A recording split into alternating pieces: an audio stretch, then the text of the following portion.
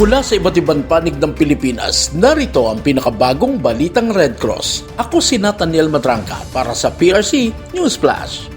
Ang volunteerism ang pinakapuso ng Philippine Red Cross. Sa loob ng maraming taon, ito ang nagsisilbing lakas ng organisasyon. Ang walang sawang dedikasyon ng mga volunteers na nag-aalay ng kanilang oras, talento at puso para sa kapwa. Nitong December 13, nagbigay ng talumpati si PRC Secretary General Dr. Gwendolyn Pang tungkol sa student volunteerism sa 17th Commission on Accreditation for Local Colleges and Universities National Conference or ALCOCOA. Si Dr. Pang ay isa sa mga inspirasyon ng PRC na nagsimula bilang isang Red Cross Youth Leader noong kolehiyo. Dito nahubog ang kanyang diwa ng pagkakawang gawa at pagmamalasakit sa kapwa. Mula sa kanyang mga unang hakbang bilang volunteer, umakyat si Dr. Pang sa mataas na posisyon at naging pangunahing pinuno ng PRC. Hinimok ni Dr. Pang ang mga paaralan na bigyan diin ang kahalagahan ng volunteerism sa mga estudyante. Ayon sa kanya, ang paghubog ng kabataan bilang leader ay nagsisimula sa pagbibigay sa kanila ng pagkakataong tumulong at maglingkod. Ang programang tulad ng Red Cross Youth ay mahalagang bahagi ng pagtuturo ng malasakit, disiplina at pagkakaisa. Sa panahon ng sakuna, krisis o kahit sa pang-araw-araw na buhay, ang kahandaan at dedikasyon ng kabataan ang may tuturing na pinakamahalaga sa pagiging volunteer. Sa pagiging bahagi ng PRC, sila ay magiging instrumento ng pagbabago at tagapagdala ng pag-asa. Dagdag naman ni PRC Chairman Dick Gordon, importanteng ituro sa mga kabataan ang kahalagahan ng volunteerism dahil bukod sa paglilingkod at pagtulong sa kapwa, ito rin ay isang daan upang mas mapalago ang sariling kakayahan bilang isang leader. Sa kasalukuyan, mayroong 2 milyong active volunteers sa bansa. Lubos naman ang pasasalamat ng PRC sa ALCOCOA at kanilang pamunuan sa suportang ibinigay sa advokasya ng Philippine Red Cross.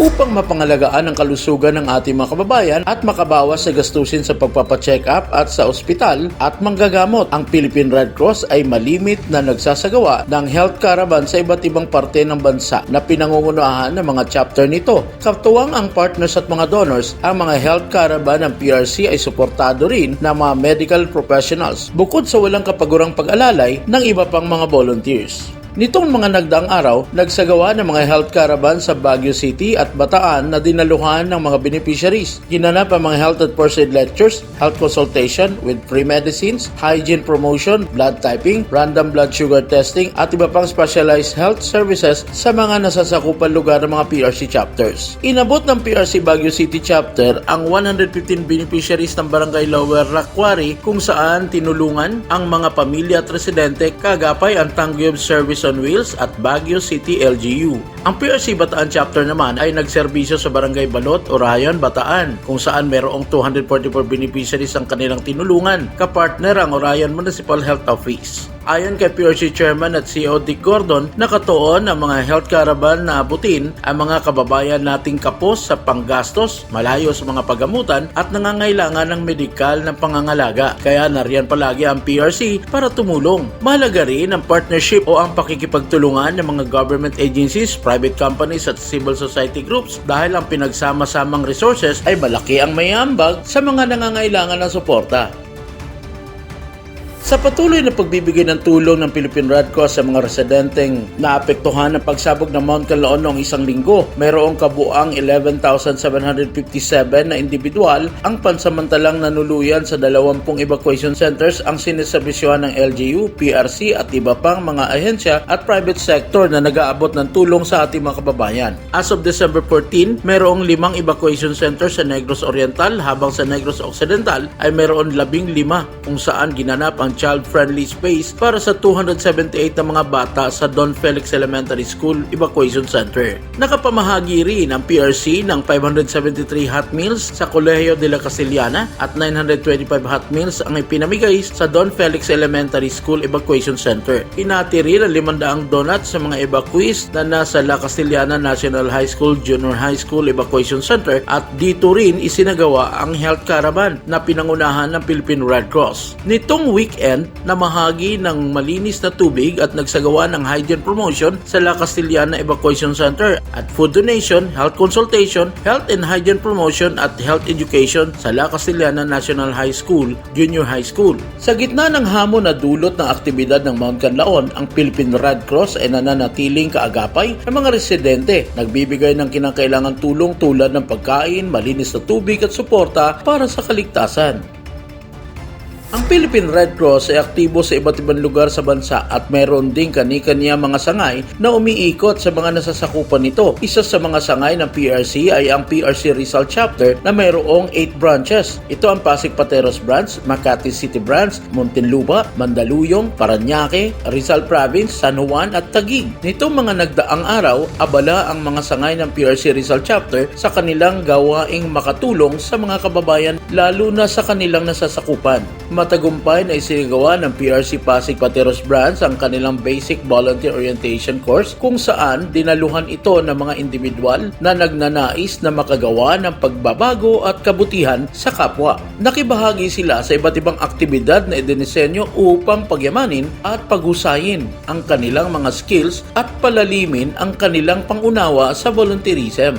Ginanap naman ang mobile blood donation ng Asiana City, Parañaque katuwang ang PRC Rizal Chapter noong December 13 hanggang 14 kung saan ito ang kauna-unahan nilang blood donation drive. Tinawag itong Love is in Our Blood at layong makagawa ng malaking pagbabago sa buhay ng mga nangangailangan ng dugo. Nagsagawa ang PRC Rizal Chapter ng Standard First Aid and BLS CPR with AED training noong December 10 hanggang 13 kung saan ang mga kalahok ay nakakuha ng mahalagang kasanayan sa pagligtas ng buhay mula sa pagbibigay ng CPR hanggang sa paggamit ng AED. Maaari nyo ring matutunan ito dahil muling magkakaroon ng pagsasanay ng Standard First Aid and BLS CPR with AED training sa December 18 to 21 sa Philippine Red Cross Rizal Chapter, Shaw Boulevard, Capitolio, Pasig. Para sa detalye, tumawag o mag-text sa 0917-837-3917 o mag-email sa rizal@redcross.org.ph. Ang Armed Forces of the Philippines naman ay nakipag-partner sa PRC Rizal Chapter Pasig Pateros Branch, PRC Rizal Main Blood Center, PRC Rizal Chapter Makati Branch, PRC Rizal Province Blood Services, V. Luna Medical Center at Veterans Memorial Medical Center para maisagawa ang mahalagang blood donation drive at nakakolekta ng 602 units ng dugo mula sa mga blood donors. Ang pagtutulungan at pagsasama-sama patuloy na bumubuo ng mas matatag na pamayanan. Ang mga sangay ng PRC ay nagiging instrumento sa pagbabago na may malasakit sa kapwa. Ang Philippine Red Cross ay muling kumakatok sa inyong mga puso upang humingi ng tulong para sa mga kababayan nating sinalanta ng Bagyong Pipito sa mga lalawigan ng Northern at Central Luzon. Maaari kayong magpadala ng cash donation sa mga sumusunod na bank accounts. Ang inyong donasyon ay makakapagbigay ng panibagong pag-asa sa mga kababayan natin sa Luzon. Sama-sama nating harapin ang hamon at samahan silang muling bumangon.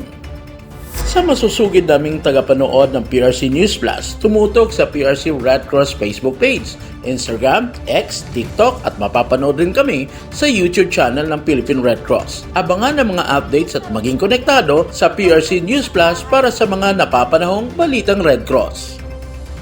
Kung ikaw ay may kusang loob, malasakit at kapwa-tao at gusto mong mag-volunteer sa Red Cross, pumunta lamang sa pinakamalapit na chapter sa inyong lugar at tumawag naman sa Hotline 143 para sa mga emergencies. At yan ang pinakabagong balitang Red Cross. Ako si Nathaniel Matranca para sa PRC News Flash.